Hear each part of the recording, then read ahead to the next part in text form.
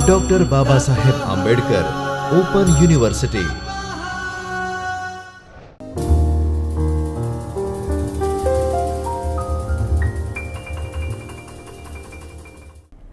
नमस्कार विद्यार्थी मित्रों,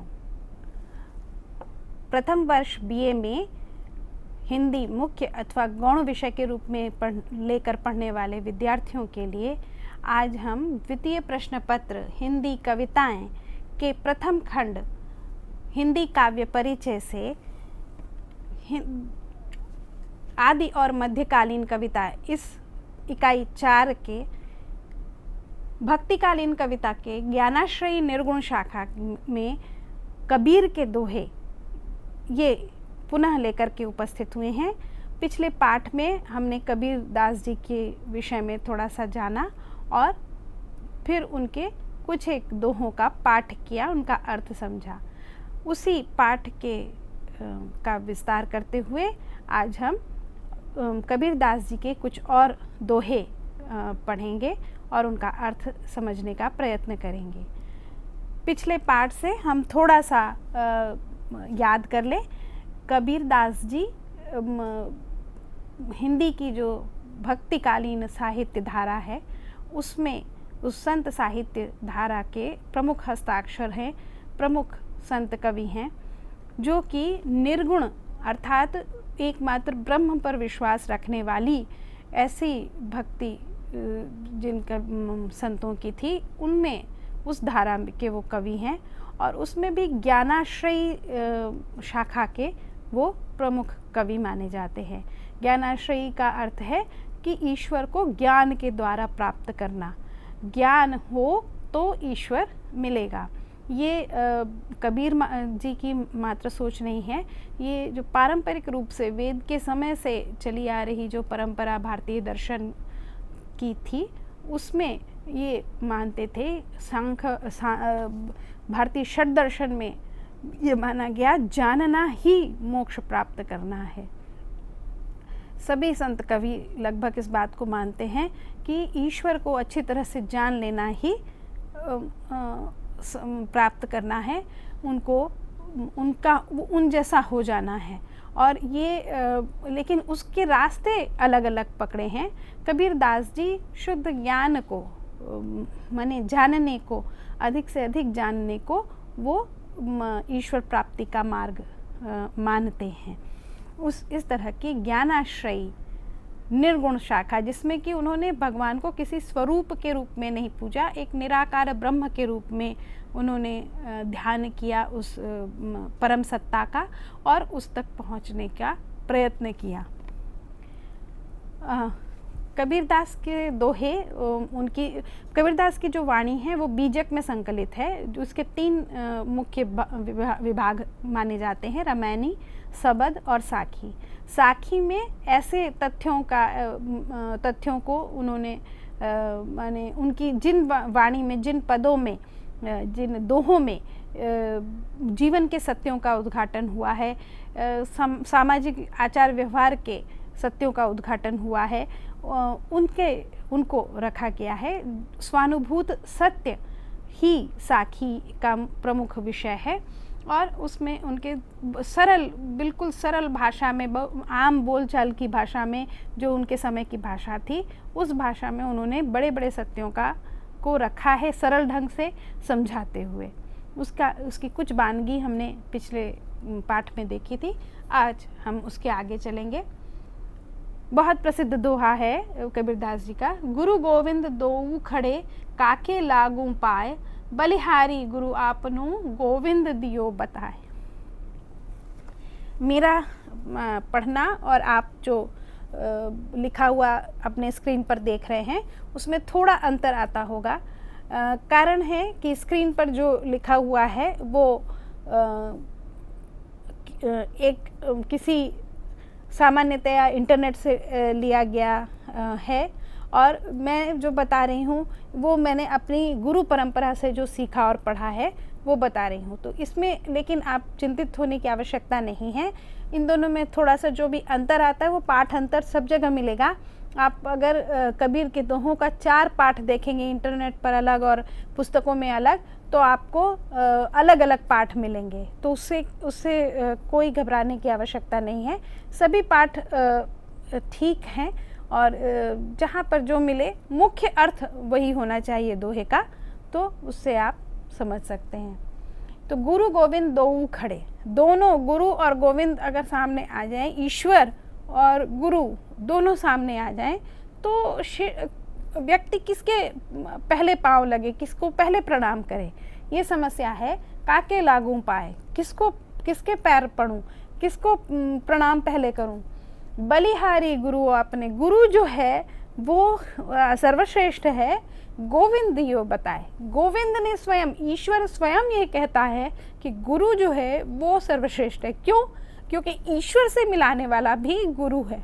गुरु तक कैसे पहुंचा जाए ये भी, ईश्वर तक कैसे पहुंचा जाए ये भी गुरु ही बताता है। ईश्वर तो बाद में आएंगे, गुरु पहले आते हैं। तो इसलिए गुरु को ही प्रणाम करना पहले उचित होगा, कि गुरु ही वो व्यक्ति हैं जो ईश्वर तक ले जाते हैं। अतः गुरु का स्थान ईश्वर से भी पहले आता है। यदि प्रणाम करने का क्रम है तो उसमें गुरु को हम, ईश्वर और गुरु दोनों सामने हों तो गुरु पहले अधिकारी हैं जिनको प्रणाम किया जाए, जिनको सम्मान दिया जाए, उसके बाद ईश्वर तो है ही। सीधे सरल शब्दों में उन्होंने एक इस सत्य का भी उद्घाटन किया कि ईश्वर उस समय, कबीर, हमें जब भी हम देखते हैं किसी भी कविता को, या वो संत साहित्य हो या अभी आज की आधुनिक कविता हो, हमें हमेशा कवि किस परिस्थिति में रह रहा था, उसका समाज कैसा था और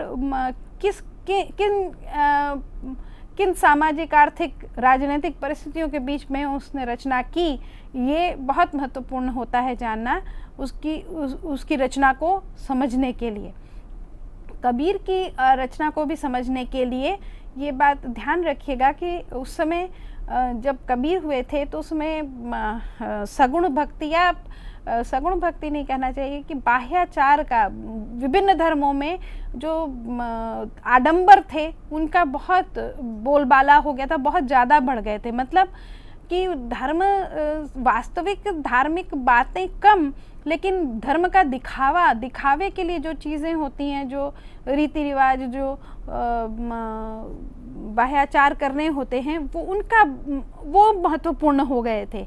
और मन में पवित्रता है या नहीं है, लेकिन शरीर की पवित्रता होनी चाहिए। छुआछूत करते थे और उसके कारण शोषण, उसके चलते शोषण होता था। माने ये सारे जो धर्म के में सात्विकता और ईश्वर से नज़दीकी से अधिक ऐसे तमाम आचार उपस्थित हो गए थे, ऐसे तमाम कर्मकांड आ गए थे जो कि ईश्वर की वास्तविक संकल्पना से दूर करके और शोषण का हथियार बन जाते थे। बिना पढ़ी लिखी जो मासूम जनता होती थी, जो ऐसा जन जिसको विशेष नहीं ज्ञान है, उनको कुछ मंदिर मठों के मठाधीश जो है धर्म का डर दिखा करके और उनका शोषण करने लग गए थे। कबीरदास जी ने इसको पहचाना और इसके वो खिलाफ गए और ये बताने की कोशिश की कि ईश्वर को पाना सबके लिए संभव है और उसका मार्ग बहुत सीधा और सरल है। उसके लिए कोई विशिष्ट रीति करने की आवश्यकता नहीं है। बिना विशिष्ट रीति के, बिना विशिष्ट सामग्री के, बिना किसी बाहरी दिखावे के, सिर्फ चिंतन मनन से, सिर्फ अंतःकरण को शुद्ध करके ईश्वर को पाया जा सकता है। और इसमें उन्होंने ये अवश्य माना कि जब आरंभ होता है तो जब व्यक्ति ईश्वर की खोज में चलता है तो उसको मार्ग पता नहीं होता है कि किस में जाना है। तो अच्छा गुरु का होना बहुत आवश्यक है। अगर गुरु अच्छा है तो वो शिष्य को सद्मार्ग पर ले जाएगा। और ईश्वर तक पहुंचा सकेगा। तो इसीलिए उन्होंने, और ईश्वर स्वयं नहीं आ सकते हैं बताने के लिए कुछ भी, भले ही ईश्वर तक पहुंचना है और भले ही वो ये मानते थे कि मंदिर में स्थापित मूर्ति में ईश्वर नहीं है जितना कि वास्तविक जीते जागते लोगों में ईश्वर है, लेकिन फिर भी उस ईश्वर को पहचानना, उस ईश्वर का से लगाव रख पाना, उस ईश्वर का साक्षात्कार कर पाना, ये सबके लिए संभव नहीं था। उसका रास्ता गुरु से ही होकर के जाता था। इसलिए उन्होंने गुरु की महत्ता स्थापित की कि ऐसा ना हो कि गुरु को भी एक साधारण मनुष्य समझ करके और उसकी भी अवहेलना की जाए, बल्कि उन्होंने इस दोहे के माध्यम से ये बताया कि गुरु की महिमा स्वयं ईश्वर भी अधिक मानते हैं, क्योंकि ईश्वर तक पहुंचाने वाला भी गुरु ही होता है। तो यहाँ पे उन्होंने एक तरह से ईश्वर की जो मूर्ति है या ईश्वर का एक स्वरूप जो लोगों ने बिठा रखा था, जो कि भयदायक उस समय सिद्ध हो रहा था, उसके भय को मिटा करके उन्होंने एक जीते जागते मनुष्य, एक जीते जागते गुरु की, जिसको हम प्रतिदिन देख सकते हैं, उसकी महत्ता को स्थापित किया, मनुष्य की महत्ता को स्थापित किया। ये छोटा सा श्लोक है, छोटा सा दोहा है और बहुत सरल सी बात है। इसमें केवल इतना कह करके शांति ली जा सकती है, कि विराम लिया जा सकता है कि ईश्वर ने स्वयं कहा कि गुरु के पांव पहले छुओ। लेकिन ये बेहद सरलीकृत इसका अर्थ है। इसका अर्थ बहुत, वस्तुतः इसके पीछे बहुत बड़ी सोच, बहुत ऊंची बात है कि मनुष्य के अंदर का ईश्वर वो अधिक महत्वपूर्ण है किसी बाहरी, किसी मूर्ति में बैठे हुए मूर्ति को अगर ईश्वर कहा जाए उसके मुकाबले।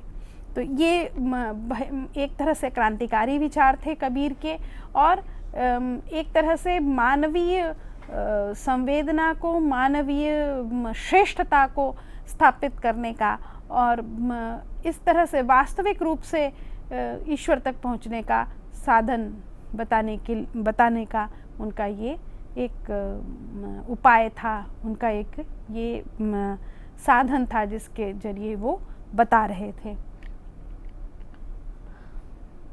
फिर यहाँ पर उन्होंने बहुत सारे जीवन के सत्यों को जो है ये छोटे छोटे दोहों में रखा है। यहाँ पे कहते हैं वो, पानी केरा बुदबुदा असमानुस की जात, एक दिन छिप जाएगा ज्यों तारा प्रभात। हर दिन पर हम जो लगातार देखते रहते हैं उससे हम क्या सीख ले सकते हैं, क्या किस सत्य का उद्घाटन करते हुए वो मामूली सी चीज़ें दिखाई पड़ती हैं, वो कबीर ने अपनी दृष्टि से देखी और उसको उजागर किया। पानी केरा बुदबुदा, पानी में जो बुलबुले उठ जाते हैं, किसी भी कारण से पानी में बुलबुले अगर उठ जाते हैं, कितने क्षण रहते हैं वो, एक क्षणांश भी नहीं होता उनका। और असमानुष की जात, और मनुष्य की जो मनुष्य जीव है वो उसी प्रकार तो है, उसके जीवन का क्या भरोसा, वो जीवन कितने दिन का है। अगर 100-150 वर्ष भी जीता है तो इस अनंत कालावधि में वो कालावधि कितनी ठहरती है। तो ये मनुष्य जो है वो उतना ही क्षणभंगुर है जितना कि पानी का बुलबुला। पानी का बुलबुला अभी देखते मात्र से मिट जाता है। मनुष्य का जीवन भी वैसा ही है, अभी है जीता जागता मनुष्य, एक कुछ हुआ, पैर फिसला, पानी में गिरे, डूब गए और वो जीवन समाप्त। तो मनुष्य का जीवन उतना ही क्षणभंगुर है जितना पानी के बुलबुले का। एक दिन तो समाप्त हो ही जाना है। जैसे प्रभात का तारा, प्रभात कहते हैं, प्रभात सुबह का जो तारा है बहुत चमकीला होता है। एक शुक्र तारा, शुक्र कहते हैं, शुक्र ग्रह है, वो दिखाई पड़ता है। कोई भी हो, माने सुबह के समय, बिल्कुल जिस समय सूर्य उगने के पहले जो आखिरी तारा होता है आसमान में दिखाई पड़ने वाला, वो बहुत चमकदार दिखाई पड़ता है। लेकिन जैसे ही सूर्य उदित होता है, सुबह होती है, वो छिप जाता है, नहीं दिखाई पड़ता है। तो उसी तरह से मनुष्य भी एक दिन अभी दिखाई पड़ रहा है, कल वो नहीं दिखाई पड़ेगा, उसका जीवन समाप्त हो सकता है किसी भी कारण से। तो उस छोटे से जीवन में उस यहाँ कबीर की एक बहुत बृहद दृष्टि, जिसको हम सामान्यतः नहीं देख पाते। हम जो जीवन जीते हैं उसमें हम स्वयं को और अपने चारों ओर की जो चीज़ें हैं, सारी दुनिया, सारा ब्रह्मांड हमारे लिए वही होता है, उससे ज़्यादा हम कुछ नहीं सोच पाते हैं। लेकिन जरा हम अपनी दृष्टि को फैलाएं और बृहद करके देखें तो ये सारा संपूर्ण ब्रह्मांड कितना बड़ा है, उसमें हमारी गैलेक्सी आकाशगंगा ही कितनी छोटी है। वैसी कहते हैं, वैज्ञानिक भी कहते हैं कि वैसी पता नहीं कितनी गैलेक्सीज, कितनी आकाशगंगाएं इस ब्रह्मांड में होंगी। उसमें एक छोटा सा तारा है। उस विशाल संदर्भ में देखें तो हमारा सूर्य इतना बड़ा होते हुए भी एक छोटा सा तारा है, जिसके चारों ओर ये कुछ ग्रह चक्कर लगा रहे हैं। और आपने अगर थोड़ा सा भी विज्ञान पढ़ा है तो आप अच्छी तरह से जानते होंगे कि पृथ्वी बहुत सारे ग्रहों से बहुत छोटी है। उस छोटे से पृथ्वी के छोटे से दिन और रात, और उसमें इतने दिनों का मेरा जीवन, इतने वर्षों का मेरा जीवन, इस बात का उसमें मनुष्य की वास्तविक हैसियत क्या है? उस ब्रह्मांड के संदर्भ में हम देखें तो मनुष्य और मनुष्य का जीवन क्या है? उसी प्रकार जैसे हमारे लिए पानी के बुलबुले का। इतने बड़े सत्य को उन्होंने इतने सरल शब्दों में कबीरदास जी ने यहाँ पे बताया। और इस जो इतना क्षणभंगुर थोड़ा सा जो समय है मनुष्य जीवन का, उसको किन कामों में हम व्यतीत कर रहे हैं? क्या कोई सार्थक सचमुच कुछ कर पा रहे हैं, या लड़ाई झगड़े, ईर्ष्या, मद, इसमें ही व्यतीत कर रहे हैं? और उसका क्या अर्थ है, और वो कहाँ जाएगा, क्या करना है?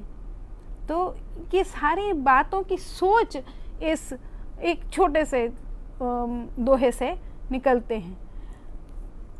पानी केरा बुदबुदा, जैसे पानी का बुलबुला, उसी प्रकार मनुष्य का जीवन है, मनुष्य की जात है। और एक दिन वैसे ही छिप जाएगा, जैसे प्रभात का तारा अभी दिखाई पड़ता है, सुबह का तारा अभी दिखाई पड़ता है, और जरा सा सूर्य की रोशनी आई नहीं कि तुरंत छुप जाता है। तो ये जो छोटा सा ये तुच्छता जीवन, मनुष्य जीवन की दिखला करके वो इस ओर इशारा करना चाह रहे हैं कि संपूर्ण मनुष्य जीवन ही इतना तुच्छ है, फिर उसमें और ज़्यादा तुच्छता लाने वाले जो भाव हैं या विचार हैं या कार्य हैं, उनकी कहाँ स्थान है और क्यों होना चाहिए उनका स्थान, नहीं होना चाहिए। अगला ही फिर से उन्होंने इस पर अगले दोहे में प्रकाश डाला है, विचार किया है। दुर्लभ मानुष जन्म है, देह न बारंबार, तरुवर ज्यों पत्ता जड़े, बहुरी न लागे ढार। फिर वो बता रहे कि मनुष्य जन्म जो है वो दुर्लभ है। मनुष्य जन्म, पहले भी मैंने पिछले पार्ट में भी बताया था कि 84 लाख योनियों के बाद मनुष्य जन्म होता है, ऐसा हमारे दर्शन शास्त्र में मानना है। हमारे जो पुराण परंपरा है उसमें हम मानते हैं कि 84 लाख योनि होती हैं जीवों की, उसके बाद मनुष्य जन्म मिलता है। तो ये मनुष्य जन्म, इस बार हम मनुष्य उत्पन्न हुए हैं, अगली बार पुनः मनुष्य ही उत्पन्न होंगे, ऐसी कोई गारंटी नहीं है, ऐसा कोई लिखा हुआ नहीं। हमारे कर्म, ये पूरा कर्म सिद्धांत फिर भारतीय दर्शन कहा जाता है कि हमारे कर्म जैसे होंगे, जिस प्रकार का हमारा व्यवहार रहेगा, उसी प्रकार फिर हमें अगला जन्म मिलेगा। तो ये मनुष्य ही है प्राणी जो सोच सकता है, अपनी मुक्ति का उपाय कर सकता है। तो ऐसे दुर्लभ मनुष्य जन्म को, जो पुनः पुनः नहीं मिलने वाला है, तरुवर ज्यों पत्ता झड़े, बहुरी न लागे डार। तरुवर से, पेड़ से पत्ता झड़ गया, नीचे गिरा, तो फिर से उसको वापस अगर पेड़ पर लगाने का यत्न किया जाए तो नहीं लग सकता है, फिर से तो नहीं लगेगा। हम कितना भी प्रयत्न कर लें, डाल टूट जाए और पुनः उस डाल को हम जोड़ करके और बांध करके और चाहते हैं कि पुनः वो पनप जाए, लेकिन वो नहीं पनपती। बहुत शायद ही कोई हो कि वो पनप पाए, लेकिन सामान्यतः नहीं। पत्ता झड़ गया, जो कुछ निकल गया, जो समय गया वो गया, जो बात खराब हो गई वो हो गई, वो फिर बनती नहीं है। तो ये मनुष्य जन्म दुर्लभ है। ये मनुष्य होते हुए हम अपने मुक्ति के लिए प्रयास कर सकते हैं, ईश्वर के संबंध में चिंतन कर सकते हैं और उस तक पहुंचने का यत्न कर सकते हैं। फिर ये जीवन समाप्त हो जाएगा तो हम लाख सर पटक लें, वापस हमें ये जीवन नहीं मिलने वाला है। फिर वो 84 लाख योनियाँ होंगी, उसके बाद तब जाकर मनुष्य देह मिलेगी, तब पुनः विचार शक्ति मिलेगी और पुनः हम कर सकेंगे। तो ये इतना जो दुर्लभ चीज़ है, अगर कोई भी दुर्लभ चीज़ हमारे पास मिलते हैं तो हम उसको सहेज के रखते हैं। अगर जिस भी चीज़ को हम दुर्लभ मानते हैं वो हमारे पास आई नहीं कि उसकी रक्षा के हम पूर्ण प्रयत्न करते हैं, तो फिर मनुष्य जन्म जो है, जो मनुष्य देह है, जो बारंबार नहीं मिलने वाली है, जो ख़त्म होने के बाद 84 लाख योनियों के बाद शायद फिर मिले तो मिले, तो ऐसे दुर्लभ मनुष्य जन्म और मनुष्य देह का हम सदुपयोग क्यों नहीं कर रहे? हमारे पास कहाँ समय है कि हम उसको निगेटिव चीज़ों में, उसकी नकारात्मकता में, जो एक दूसरे के प्रति गलत भावनाएं हैं, उसमें अपने समय को व्यतीत करें। हमें तो इस देह का, इस मनुष्य जन्म का अधिकाधिक सार्थक उपयोग करना चाहिए, अपनी मुक्ति के लिए प्रयत्न करना चाहिए और अपने आप को ईश्वर तक पहुंचाने के लिए प्रयत्न करना चाहिए। ये उन्होंने इस दोहे के द्वारा प्रेषित करना चाहा है। माया मुई न मन मुआ, मरी मरी गया शरीर, आशा तृष्णा ना मुई, यों कही गया कबीर। ये फिर वो जो हमारे जीवन की जो नकारात्मकता है, या जिन चीज़ों से नकारात्मकता उत्पन्न होती है, उनके निरासन का, उनको निकालने का, उनके प्रति सावधान करते हुए वो कह रहे हैं, माया मुई न मन मुआ। सब कुछ हमारे पास से चला जाए, लेकिन हमारी जो इच्छा आकांक्षाएं हैं वो समाप्त नहीं होती है। मरी मरी गया शरीर, यहाँ पर मरना सचमुच मर जाने से तात्पर्य नहीं है, बल्कि है कि इतने इस दुरावस्था में पहुँच गए कि मृत्यु के समान हो गया, कि अपने व्यसन के कारण, अपने उच्चाकांक्षाओं के कारण इस प्रकार का अपना जीवन बना लिया कि वो मृतप्राय ही हो गया। आज के संदर्भ में हम अगर इस चीज़ को देखें तो अधिकाधिक भौतिक सुख सुविधाएं उपलब्ध कराने के लिए अधिकाधिक धन की आवश्यकता होती है। अधिकाधिक धन कमा पाने के लिए सारे लोग एक अंधी दौड़ में लगे हुए हैं, दिन रात मेहनत कर रहे हैं।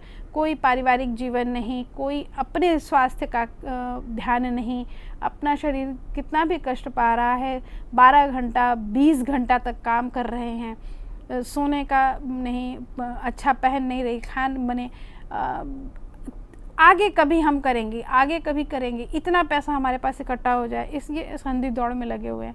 और अंत में जब सचमुच काम उनका ख़त्म होता है, माने रिटायरमेंट हो जाता है, तब उनके हाथ में कुछ भी नहीं रहता है। न तो अच्छा स्वास्थ्य होता है कि वो उस जो अभी तक उन्होंने पैसे जुटाए उसका सदुपयोग कर सकें अपने लिए, क्योंकि तब तक स्वास्थ्य इतना ख़राब हो चुका होता है कि सारे माने समय अपने शरीर के कष्टों से मुक्ति का उपाय ढूंढते ढूंढते ही सारा समय नष्ट हो जाता है। कोई वास्तविक जीवन या उत्साहपूर्ण जीवन जीने योग्य ही नहीं रह जाता है, या फिर सारे अपने सगे संबंधी और अपने आसपास के लोग इतने छूट जाते हैं कि जिनके साथ आनंद लिया जा सकता है वही अब साथ नहीं होते हैं।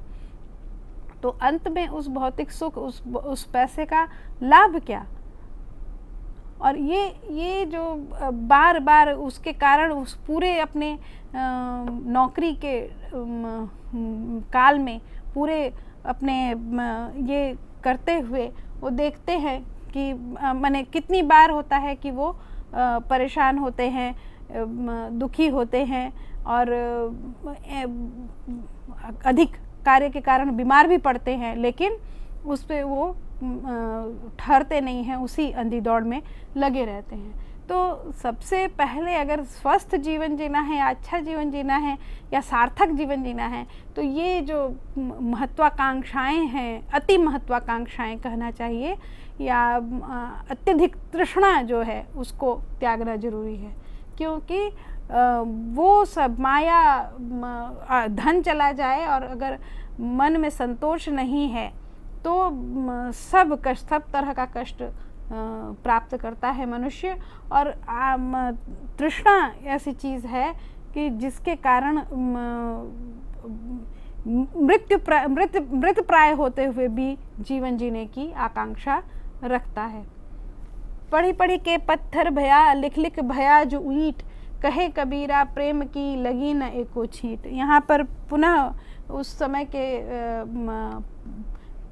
प्रश्न पर उस पर उन्होंने क्या कि जो पंडित बहुत पढ़ते हैं, बहुत लिखते हैं, बहुत शिक्षा करते हैं, कबीरदास स्वयं शिक्षा प्राप्त नहीं थे, लेकिन शिक्षा प्राप्त आज भी ये बिल्कुल लागू होता है। आज के समय में भी 15वीं शताब्दी के थे, लेकिन आज इतना समय बीत जाने, 500 वर्ष से ऊपर बीत जाने के बाद, 600 वर्ष बीत जाने के बाद भी आज उतनी ही सत्य है कि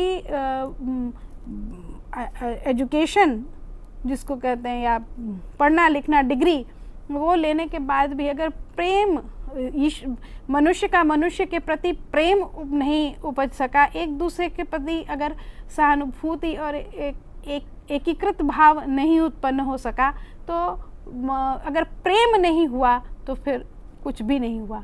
प्रेम एक दूसरे से, प्रेम ईश्वर से, और एक दूसरे के हृदय में बैठे हुए ईश्वर से, इस प्रकार का ना हो तो कोई पढ़ के पत्थर ही होगा, लिख लिख के ईंट ही होगा, कोई उससे लाभ नहीं। एक साधारण से बात से उन्होंने इस सत्य को उजागर किया। इसी प्रकार उनके दोहे, अनेक दोहे हैं जो अनेक जीवन के सत्य के जीवन के अनेक सत्यों को उजागर करते हैं, और बहुत ही कम शब्दों में बहुत सारे हमें अपनी जीवन जीने की, सच्ची जीवन जीने की राह दिखाते हैं। आप अपने अध्ययन काल में इनको तो पढ़े ही, ये जो दोहे आपके सिलेबस में है, कोर्स में है, उसके अलावा आप कहीं भी कभी भी इनको पढ़ें और आपको आनंद मिलेगा। कबीर के विषय में सबसे अधिक अच्छा जो माना जाता है लिखा हुआ, वो आचार्य हजारी प्रसाद द्विवेदी लिखित कबीर नामक एक पुस्तक है। उसमें कबीर का सर्वांग विवेचन है, वो आप देख सकते हैं कभी आवश्यकता हो, ये एकेडमिक के लिए। और कबीर की रचनाएं ऐसा एक इस पर है, इंटरनेट पर आप ढूंढे bharatdiscovery.org, तो उसमें आपको कबीर की रचनाएं मिलेंगी, और सभी तरह के आप रामायणी शब्द भी उसमें देख सकते हैं, और साखी भी और दूसरे तमाम देख सकते हैं। आपको आनंद आएगा। आज का पाठ बस यहीं तक। नमस्ते। स्वाध्यायः परमं तपः।